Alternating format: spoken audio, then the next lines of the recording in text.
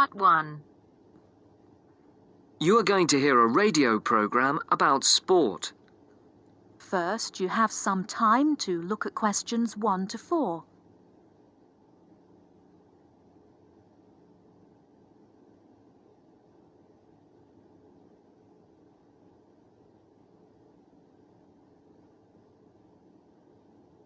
For these questions, listen carefully and circle the correct letters. And now for our Mystery Personality of the Week and your chance to win one of our fabulous prizes.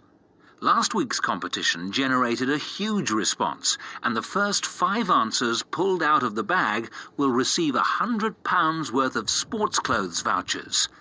And if you didn't win last week, here's another chance.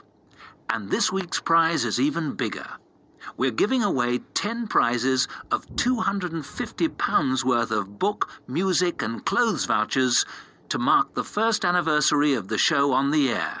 So get your pens ready to take down the address details. Just write the name of the person you think is our mystery personality and send it to Mystery Draw at the address Marcia will give you in just a second. The address will be repeated at the end of the show for those of you who didn't get it. And so it's over to Marcia, who will tell you a few tantalizing details about our mystery person this week. Thanks, Mike. Well, here goes. Our mystery person this week is a very well-known footballer who plays for a famous club and has also played for his national team. He is very talented and is enormously popular, especially for the part he played in a famous footballing victory. And 2 clues. He hasn't got a famous wife, and he speaks French. If you think you know who it is, then pop the answer on a postcard and send it to Mystery Draw, P.O. Box 5110, London SE1 5LE. That's P.O. Box 5110. And please don't forget to write your name and address too. And now it's back to Mike. Before you hear the rest of the conversation, you have some time to look at questions 5 to 10.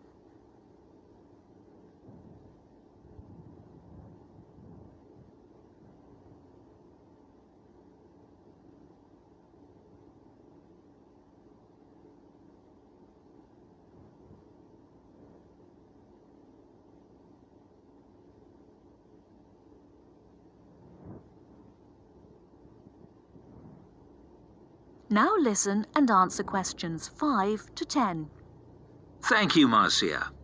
Get those postcards in and make this a bumper anniversary draw. Now, if you remember, last week on the show, we talked to the organizer of a new group set up to help young people up to the age of 20 to get involved in activities like horse riding, tennis, scuba diving, cycling, or any form of sport which involves some kind of expense. John Tebbit, the organizer, rang us to say that the response to his appeal on the show was staggering. A large number of people, both young and old, have offered their services free as volunteers. The whole thing has been overwhelming. John said that they had also had numerous offers of help throughout the country to use facilities free of charge. As if that was not enough, they've received many donations, including several rather large gifts of more than £5,000. On behalf of John Tebbit, and also of those who will benefit from the generous gifts to the Trust, I would like to say thank you. This week, we're going to talk to a very unusual athlete indeed. Patrick, who is 20 years of age, has been wheelchair-bound for the past 5 years after a motorcycle accident left him paralysed from the waist down. This has not stopped this young man from getting out and about. He's an inspiration to all of us. Patrick has excelled in archery, beating the best in the field. So much so that he has won sponsorship from leading sports manufacturers, which has now enabled him to devote more time to perfecting his skills. So I would like to introduce you to Patrick, who is going to tell us what this sponsorship means to him.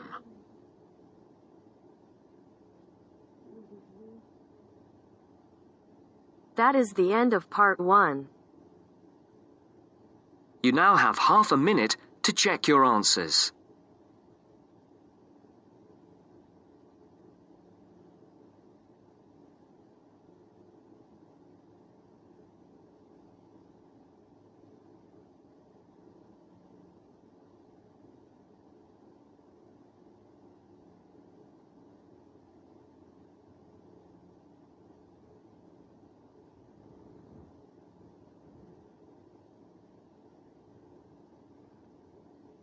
Now turns to Part 2.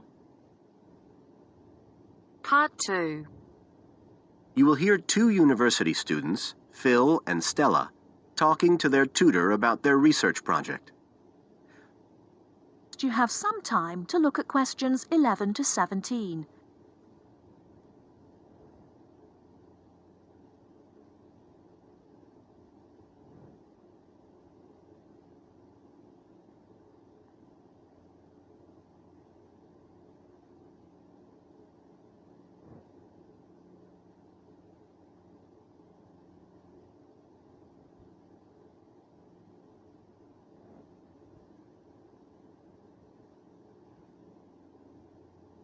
Now, listen carefully and answer questions 11 to 17. Come in. Ah, yes, Stella. Is Phil there too? Good. Come on in. Okay, so you're here to discuss your research project. Have you decided what to focus on? You were thinking of something about the causes of mood changes, weren't you? Yes, but the last time we saw you, you suggested we narrowed it down to either the effects of weather or urban environment. So we've decided to focus on the effects of weather. Right, that's more manageable. So, your goal is, Phil? To prove the hypothesis, no, to investigate the hypothesis that the weather has an effect on a person's mood. Good. And what's your thesis, Stella? Well, our thesis is that in general, when the weather's good, it has a positive effect on a person's mood, and bad weather has a negative effect. Can you define your terms here? For example, what do you mean by good and bad? OK, well, good would be sunny, warm weather, and bad would be when it's cold and cloudy or raining. And how would you define an effect on a person's mood? What would you be looking to find? An effect on the way a person feels. A change in the way they feel? Like from feeling happy and optimistic to sad and depressed. Right. And what sort of weather variables will you be looking at? Oh, sunshine, temperature, cloudiness, precipitation, among others. It'll depend a bit what the weather's like when we do the survey. Fine. We'll talk about that in a minute. But first, what about background reading? I gave you some suggestions. Did you manage to read any of it? Yes. We read the Ross Vickers article, the one comparing the groups of American Marines training in summer and winter. That's quite relevant to our study. It was interesting because the Marines who were training in the cold winter conditions tried to cheer themselves up by thinking of warm places, but it didn't really work. Yes, they were trying to force themselves to have a positive mental outlook, but in fact it had the opposite effect, and they ended up in a very negative state of mind. And we found some more research by someone who wasn't on the reading list you gave us, George Whiteborn.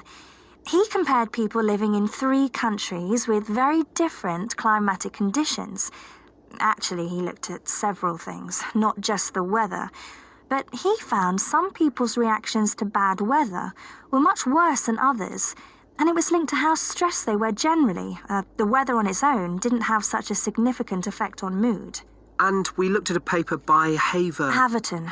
Yeah, he broke weather up into about 15 or 16 categories and did qualitative and quantitative research. He found that humans respond to conditions in the weather with immediate responses, such as fear or amazement.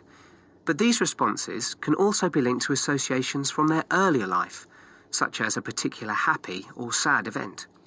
Did you have a look at Stanfield's work? Yes. It was interesting because the type of questions he asked was similar to what we were planning to use in our survey. Yes. He asked people how they were feeling on days with good and bad weather. He found the biggest factors seemed to be the humidity. Moods were most negative on days with a lot of rainfall. Long periods without sunshine had some effect, but nothing like as much. That could be quite a useful model for your project. Yes, we thought so too. Although we can't continue our survey for as long as he did. He did his over a 6-month period. Before you hear the rest of the talk, you have some time to look at questions 18 to 20.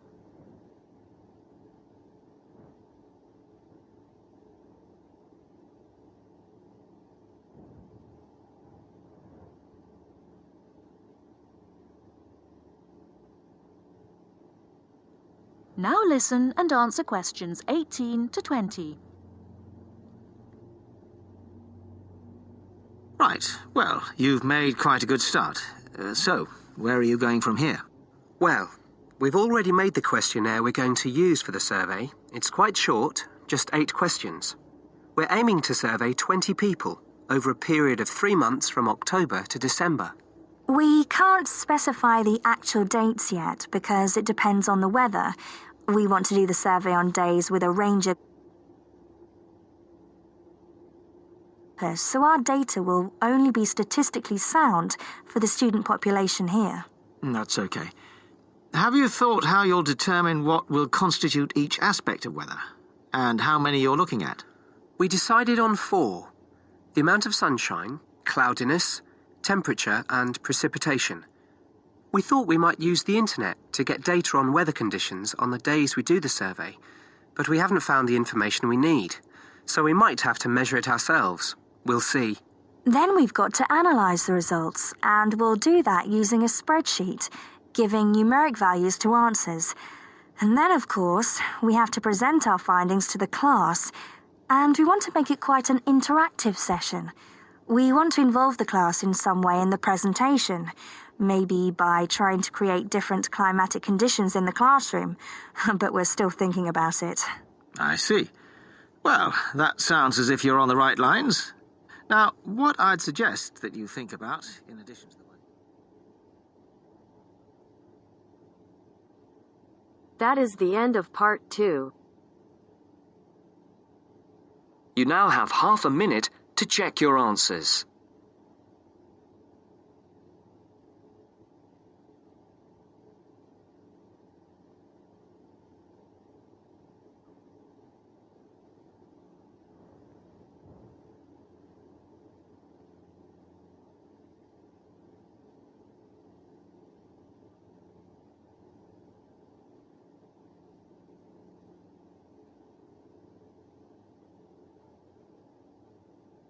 Now turns to part 3. Part 3. You will hear an interview with Dr. Simons. First, you have some time to look at questions 21 to 24.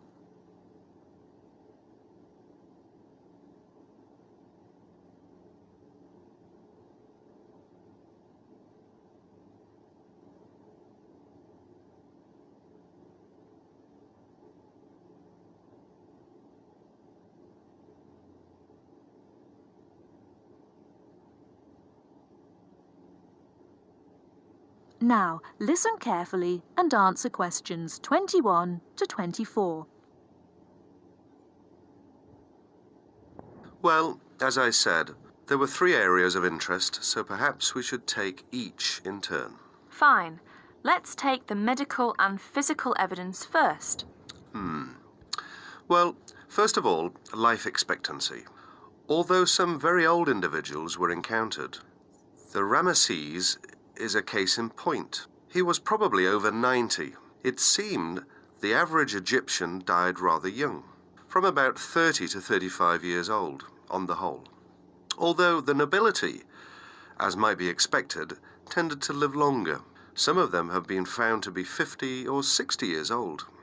Well, naturally, the older they got, the more medical problems were encountered. But some modern disorders have so far not been found. There is no evidence yet of any malignant tumours, for example, although the fact that most people studied were comparatively young, could account for this. Another modern problem, dental decay, was also absent, probably due to the plain diet and absence of sugar. There was another problem with teeth caused by this diet. The stones on which their flour was ground caused a lot of grit to get into the bread, and this eroded the teeth, so much that many older people must have suffered greatly and could have been confined to a liquid diet. An abscess on the jaw caused by this kind of erosion may in fact have contributed to the death of Ramesses II. Analysis of the internal organs of several mummies has revealed that intestinal parasites were common, even among the upper classes. Evidence of a generally low standard of public hygiene and another widespread disorder was a form of anemia. Naturally, the ancient Egyptians didn't smoke, but lesions on the lung were widespread. These, however, are the sort that we associate today with workers in mines and quarries, and must be due, in the case of Egyptians, to living in sandy desert conditions. Actually, on the smoking issue, there was a temporary sensation when traces of what appeared to be tobacco were found in Ramesses' sarcophagus, but botanists later confirmed that it was not in fact tobacco itself, but a related plant which is native to Egypt. In the meantime, cynics were commenting that it probably had come from the cigarette of some careless Egyptologist or museum attendant of the past. Ha ha! And what about their physical appearance? Before you hear the rest of the talk, you have some time to look at questions 25 to 30.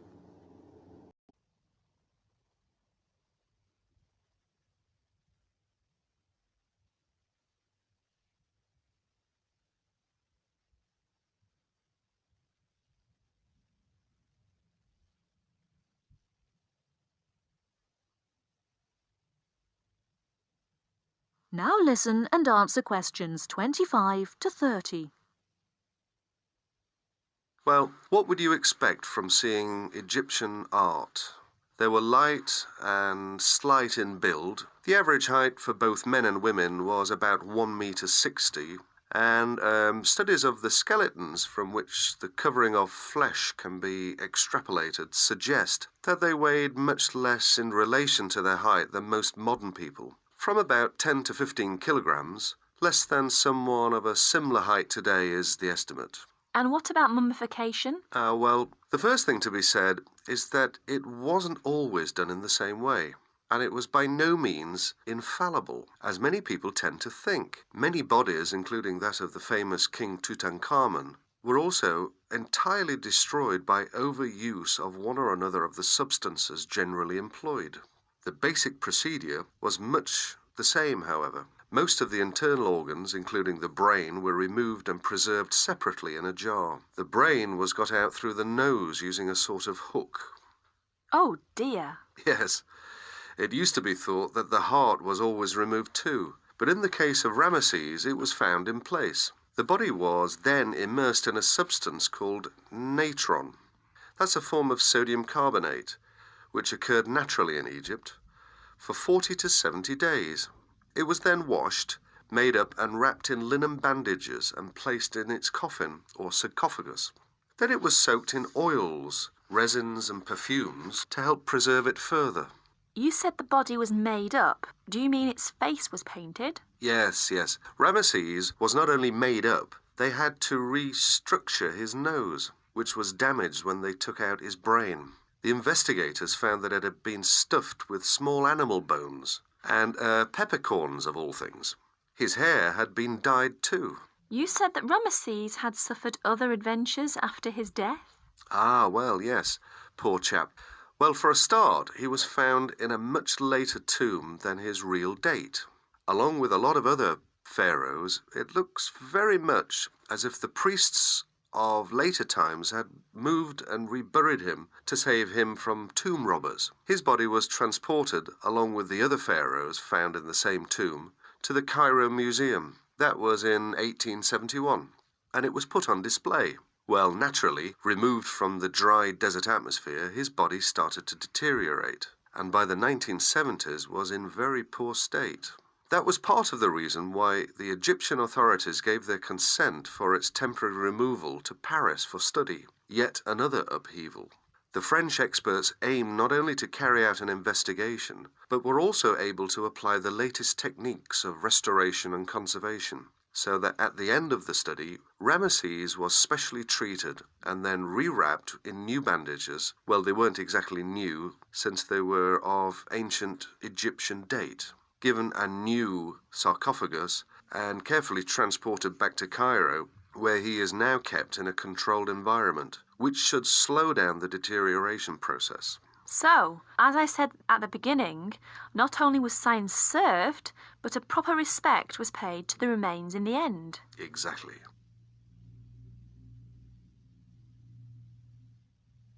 That is the end of part 3. You now have half a minute to check your answers.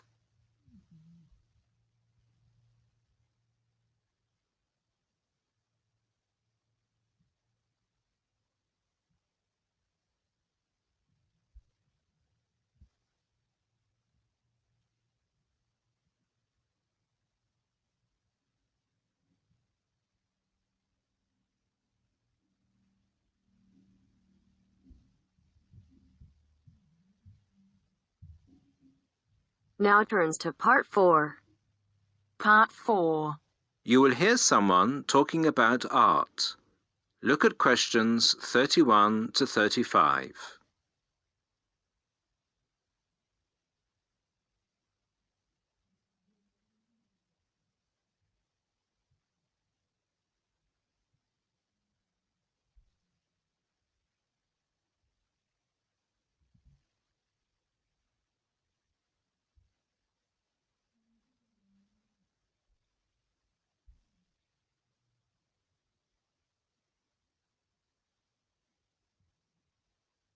Listen to the first part and answer questions 31 to 35. Good evening, everybody, and welcome to the first in this year's series of public lectures offered by the Art Gallery. As Chief Curator of the Gallery, I was given the honour of presenting the first lecture, and let me tell you, I had a difficult time deciding what to talk about tonight.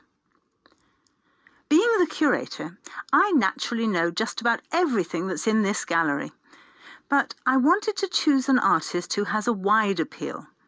That seems only fair, yes? But I didn't want to talk about someone so well known that anything I said would be familiar. I wanted someone modern. My personal preference is for modern art. But, again, I wanted to choose someone who had the potential to appeal to all art lovers, whether they're attracted to traditional forms, Impressionism, Surrealism, or what have you. So, having spent the last 5 years as a visiting professor in Barcelona, it's not surprising that I finally chose to talk about one of the greatest Catalan artists, one whose work is likely to be familiar to many of you, Joan Miró. Look at this. And this. And this. Ring any bells? Miró's most famous and most widely reproduced works tend to be like this. Bright primary colours with lots of asymmetrical forms. He painted on large canvases, larger than himself quite often, and his paintings depicted birds, trees, flowers, and other features of the natural world.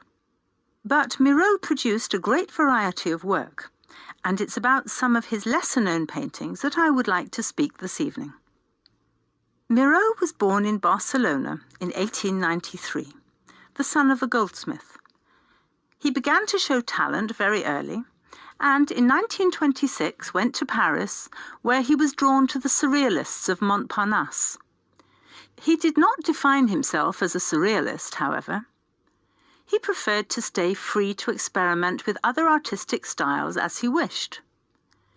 Miró had an intense dislike of much of the painting and many of the painters he knew. He wished to do something totally different, to express his contempt for bourgeois art. And yet, ironically, Miraut's success has made his works much in demand among art collectors of the world. But we can't really talk about the artist without looking at his art. And that's what I'd like to do now. To take a look at just a few of Miraut's works and think about what it is that makes them special. Special to me, and to a great number of people who flock every day to the Miraut Foundation in Barcelona. Now look at questions 36 to 40.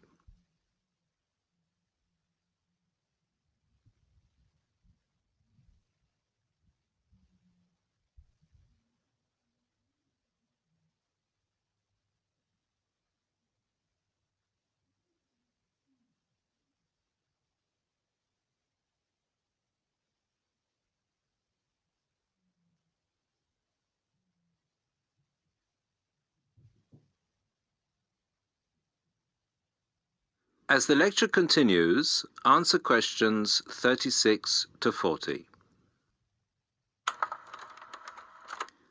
Let's start with this. One of Miraut's best-known and brightest works, Woman and Bird, a sculpture created in 1982. It is on display in a park in Barcelona, often known as the Juan Miró Park. A huge sculpture, towering up into the sky. It reflects Miraut's eternal interest in these themes, as well as his more technical interest in materials. This sculpture is covered in mosaic, which gives it a naive and cheerful appearance. It is interesting that this sculpture was completed in 1982, just a year before Miraut's death. I think it shows that, towards the end, he was feeling as playful as a young man. And I think he wanted to share this playfulness in a park on such a big, very public scale. And now, another representation of a woman, this time just called Woman. This was painted in 1976, a late work for Miraut, and is a work we often see reproduced or on sale as postcards or posters in gallery shops around the world. So why is it so popular? I think the use of colour has something to do with it. People respond to these rounded shapes filled with primary colours, especially on a large canvas like this. Also, the fact that, while it is rather surreal, it is still possible to recognise the form of a woman and to see it as a sympathetic representation. It's a bold, bright painting, and I think that it awakens a reaction in many of us. And finally, something quite different, though still a woman. A harsh, even violent work that was completed in 1939, at a time when Miraut was greatly influenced by events of the Civil War in Spain. It's titled Seated Woman 2, but it can be hard to find the woman here, as she's been transformed into a rather horrendous creature. So is that how Miraut viewed women? As grotesque? Not at all. This picture can also be seen as strong, with a huge base and solid shoulders to support those who depend on her. In this painting, her arms and neck seem to grow as vegetation out of her shoulders, representing woman as a fertile ground, perhaps. We also see here the fish and birds, the moon and stars so typical of Miraut's work, making her a creature of nature and of the heavens as well. And that's all we have time for this evening, I'm afraid. I hope that you've enjoyed this brief look at Miraut's work and that you will enjoy the other lectures that follow this one. Thank you and good night. That is the end of part 4. You now have half a minute to check your answers.